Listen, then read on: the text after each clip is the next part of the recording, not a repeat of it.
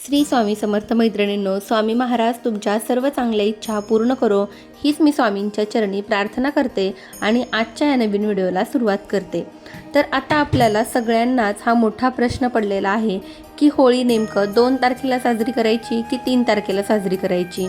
त्याचबरोबर धुलीवंदन कधी आहे, सगळ्यात महत्त्वाचं चंद्रग्रहण आलेलं आहे, तर ते चंद्रग्रहण होळीला आहे की धुलीवंदनला आहे, मग होळी कधी पेटवायची, असे वेगवेगळे प्रश्न निर्माण झालेले आहेत आणि या सगळ्या प्रश्नांची उत्तरे तुम्हाला आजच्या या एकाच व्हिडिओमध्ये मिळणार आहेत।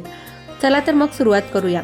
पहिला प्रश्न म्हणजे होळी यंदा कधी आहे, तर यंदाची होळी आलेली आहे 2 मार्च 2026ला, कारण होळी पौर्णिमा सुरू होते 2 मार्चला संध्याकाळी 5:55 आणि पौर्णिमेची समाप्ती होणार आहे 3 मार्चला संध्याकाळी 5:07।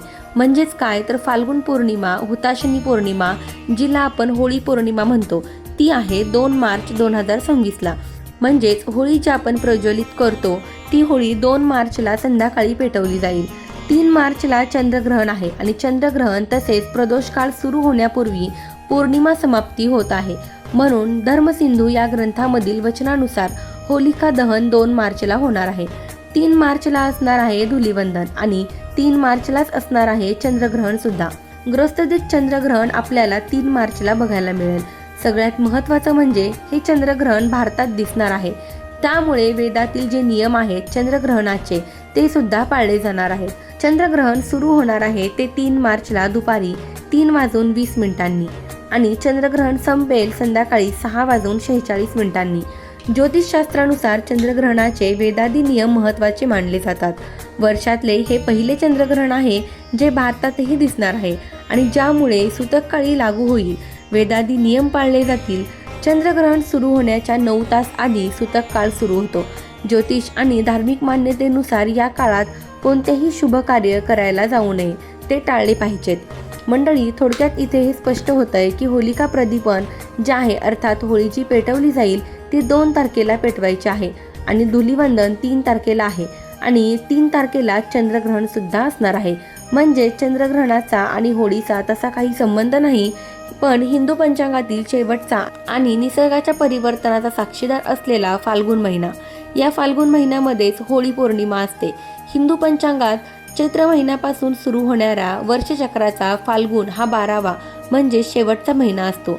शिशिर ऋतूचा दुसरा महिना असून या काळात निसर्ग जुनी पानं आपली गाळून नव्या पालवीसाठी सज्ज होतो।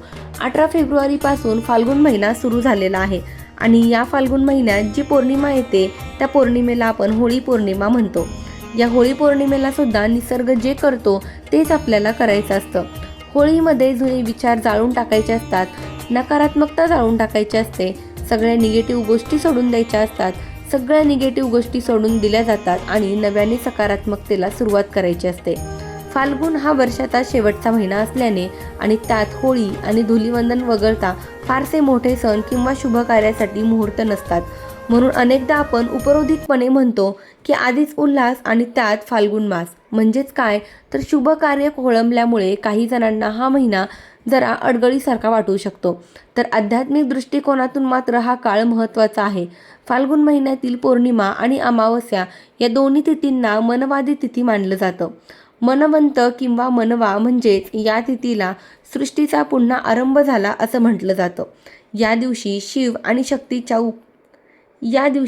आणि शक्तीची विशेष उपासना करण्याची सुद्धा परंपरा आहे, जी साधकाला फलदायी ठरते। फाल्गुन महिन्याची खरी ओळख म्हणजे धुलीवंदन आणि रंगपंचमी। होळी म्हणजे वाईट विचार आणि आचरांचं होलिकेत दहन करून मनातील आडी सोडून देण्याचा हा सण आहे। श्रीकृष्ण आणि गोपिका गोकुळात भगवान श्रीकृष्णाने गोपिकांसोबत रंगोत्सव साजरा केला, म्हणून या सणाला आध्यात्मिक आणि भावनिक महत्त्व सुद्धा प्राप्त झाले। दक्षिण भारतात फाल्गुन महिना अत्यंत उत्साहात साजरा केला जातो। तिथल्या मंदिरामध्ये अनेक लहान मोठे उत्सव या काळात पार पडतात। फाल्गुन म्हणजेच केवळ रंगाची उधळण नाही, तर पुरणपोळीचा गोडवा सुद्धा आहे। जुन्या वर्षाला निरोप देताना मनातील नकारात्मकता जाळून नवीन वर्षाच्या अर्थात गुढीपाडव्याच्या स्वागतासाठी सज्ज होण्यासाठी हा मधला काळ आहे। 31 डिसेंबरला आपण जाणाऱ्या वर्षाला बाय बाय करतो आणि येणाऱ्या वर्षाचे स्वागत वेलकम म्हणून करतो, पण आपल्याला मराठी महिन्यांची सुद्धा माहिती असू द्यावी। फाल्गुन महिन्यात सुद्धा आपण एका वर्षाला निरोप देत असतो आणि चैत्रापासून एका नवीन वर्षाचे स्वागत करत असतो. थोडक्यात काय, रंग खेळून आणि होळी पेटवून आपण एका वर्षाला निरोप देतो आणि गुढी उभारून एका नवीन वर्षाचे स्वागत करत असतो. तर ही होळीबद्दलची अत्यंत महत्त्वाची माहिती मला तुमच्यापर्यंत पोहोचवायची होती. माहिती आवडली असेल तर व्हिडिओला लाईक करा, शेअर करा आणि आपल्या चॅनलवरती जर नवीन असाल तर चॅनलला सबस्क्राईब नक्की करा. धन्यवाद. श्री स्वामी समर्थ.